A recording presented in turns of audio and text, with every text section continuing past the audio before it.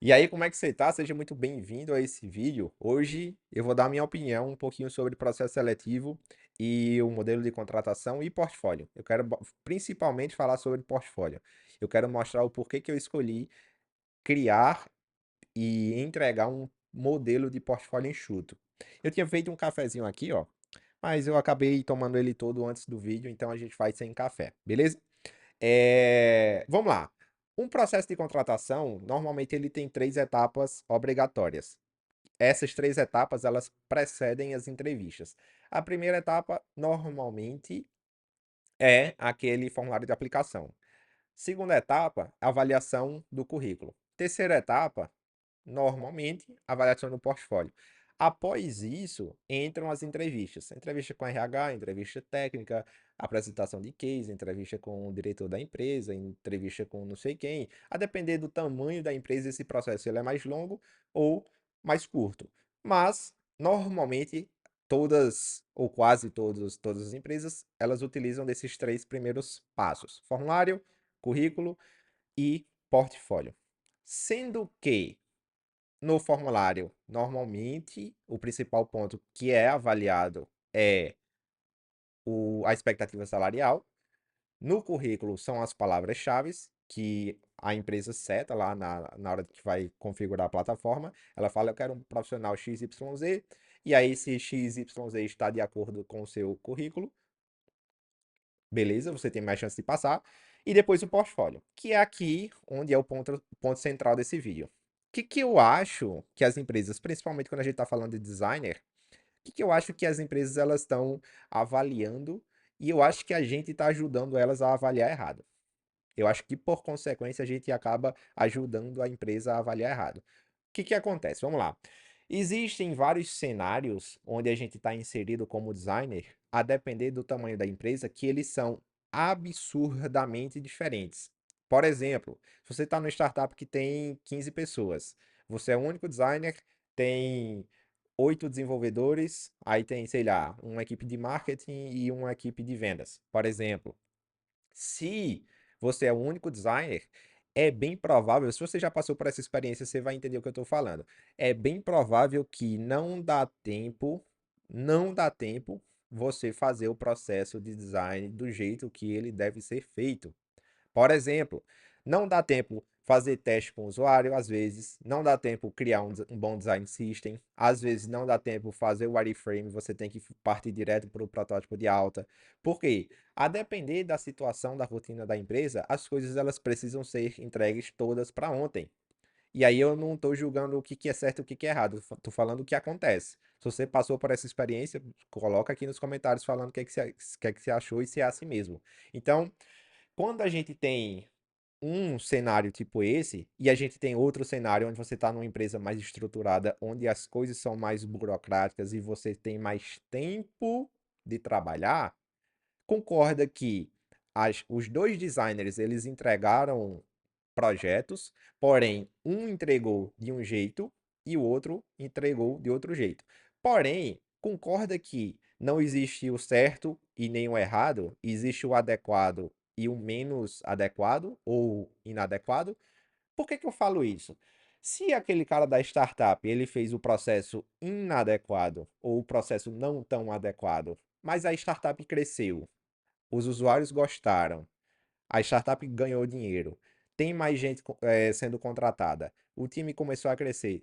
Concorda que aquele processo que ele não foi tão adequado, ele deu certo? Sendo que se ele deu certo basicamente porque aquele designer, ele entendeu a estrutura organizacional da empresa que ele estava e ele se adequou ao processo daquela empresa. Porém, se eu, do lado de fora, estou analisando o portfólio daquele designer e ele pulou o wireframe, ele pulou a pesquisa, ele pulou a componentização, ele fez basicamente o protótipo de alta, sabe-se lá porque ele fez aquilo, talvez por uma conversa ou por um pedido da diretoria, mas no final das contas deu certo. Como é que eu vou entender a situação que aquele designer estava se eu não conversar com ele para entender como é que a empresa estava organizada naquele momento? Se eu olhar por fora, eu vou falar, Ixi, não fez quase nada do que é o processo. Então eu vou classificar ou eu vou pré-julgar, digamos assim, que ele não soube ou ele não fez o processo que era adequado. Então, peraí. Se eu estou falando que ele não fez o processo adequado, mas a empresa cresceu, a empresa evoluiu, mais pessoas foram contratadas, decorrente aquele processo que não foi tão adequado, mas que deu certo, concorda que no final das contas ele conseguiu ser um bom profissional para a empresa? Isso não quer dizer que em uma outra empresa com um processo mais detalhado ele vá fazer as coisas corridas do mesmo jeito, mas que ele vai ser um bom profissional adaptável. Porém, como é que eu vou saber disso sem conversar com ele? Então, entra a minha escolha de ter feito um processo, aliás, um portfólio enxuto. E quando eu falo um portfólio enxuto, eu basicamente, no meu case, nos meus cases, eu detalho o contexto do case e os resultados. Eu parei de detalhar processo por processo, porque eu acredito que atrapalha mais do que ajuda em alguns casos. Se você fez o processo detalhado, tudo minucioso, perfeito, maravilha. Agora, e para o cara que não deu tempo fazer isso? Ele, quando o recrutador olhar o seu portfólio e olhar o dele, o cara vai sair na desvantagem. Então, eh, eu acho que se a gente não tem um conhecimento, enquanto recrutador, enquanto pessoa que está contratando, se a gente não tem o conhecimento de como estava a situação daquele designer naquele momento, eu vou julgar ele de uma forma errada. Eu não vou conseguir entender a situação que ele estava e o porquê que ele fez aquilo daquele jeito. E eu acho, particularmente eu nunca vi, eu acho que eu nunca vou ver um portfólio que o cara falou. Na minha empresa tinha 3 pessoas e o meu PO, ele era muito ágil e ele queria que as coisas fossem feitas para ontem. Por isso que não tem processo. Eu nunca vi um portfólio assim. Eu acho que eu nunca vou ver. Mas a gente sabe que é o que acontece. Aí novamente entra aquele processo, qual foi o resultado dele? Foi bom, foi positivo ou foi negativo? Se foi positivo, para a empresa, aquele foi um bom profissional. Embora ele não tenha respeitado o processo que era o ideal, que a gente estuda. Mas tem esses contrapontos. Então, uma das coisas que me fez escolher esse portfólio enxuto e que eu acho que você deveria escolher também é que eu consigo mostrar os resultados, que eu acho que é o mais importante dentro de um case. Se a empresa faturou 3 vezes mais, cara, assim, alguma coisa você fez certo. Não é possível que a empresa triplicou o tamanho, duplicou o tamanho e você tenha feito tudo errado. É muito improvável que isso aconteça. Então, o processo em si, eu acho que ele é mais conversado dentro de uma entrevista, porém no portfólio, eu acredito que vale muito mais os resultados. E aí quando a pessoa fala lá: "Ah, Davi, bota o case, se ele tem termo de confidencialidade, bota o case todo borrado, ou então bota senha". Mas se você bota senha e me dá a senha e eu compartilho a senha com outras pessoas, as pessoas vão conseguir ver do mesmo jeito, né? Do mesmo jeito como se fosse um portfólio público. E se você borra o. O borrar eu acho mais esquisito. Porque se você borra um case, você está basicamente borrando o seu resultado. Então, quer dizer que eu posso, sei lá, se um cara for agir de má fé, ele pega um case ali de um australiano lá do outro lado do mundo, borra ele todo e fala que foi ele que fez. Como é que você vai entender que o cara fez isso, que ele agiu de má fé? Se tá tudo borrado, você não consegue ver o resultado do cara. Eu particularmente, eu optei por fazer dessa forma. Eu mostro os resultados. Se eu tenho o termo de NDA, eu falo basicamente os resultados que eu obtive, mas sem detalhar números. E eu falo que aquilo tem um termo de confidencialidade. Por quê?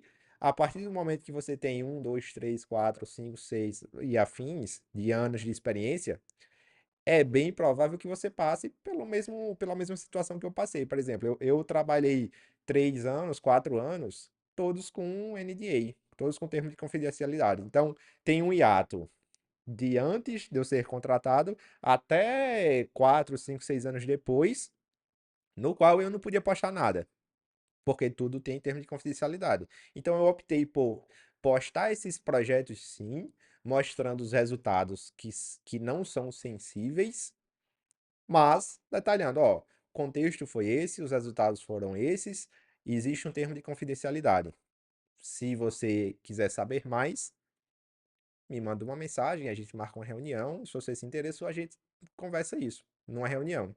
E aí eu te detalho o que que aconteceu, qual era a situação. Eu te passo todo o contexto para que você não tome uma ação de classificar ou desclassificar através de um processo que não estava bem descrito.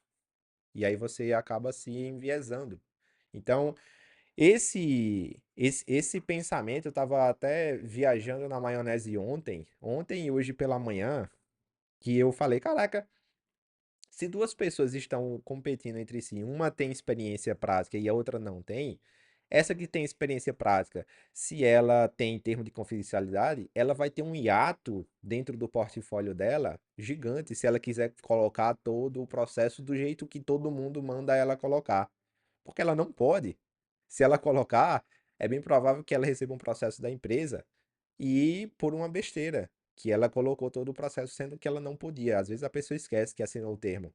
Então, quando eu pensei nesses dois cenários, do cara que não tem experiência prática e o outro que tem e que alcançou um bom resultado, esse cara que não pode colocar as coisas no portfólio porque as pessoas falam para ela colocar todo o processo detalhado e dizendo tudo que ela fez, sendo que ela não pode, ela vai acabar se dando mal quando competir com uma pessoa que tem todo o processo fictício de um projeto fictício, todo o processo super bem detalhado. Então, eu queria trazer esse pensamento aqui para vocês. Eu quero que vocês deixem uns comentários aí concordando ou discordando do que eu falei. E eu vou deixar também o meu link aqui o meu link do meu portfólio para vocês darem uma olhada em como que eu optei por mostrar esses projetos que têm termo de confidencialidade. Espero que vocês tenham gostado. Deixem um like, se inscrevam, um comentáriozinho e fiquem de olho que já já a gente vai falar sobre micro SaaS. Um abraço.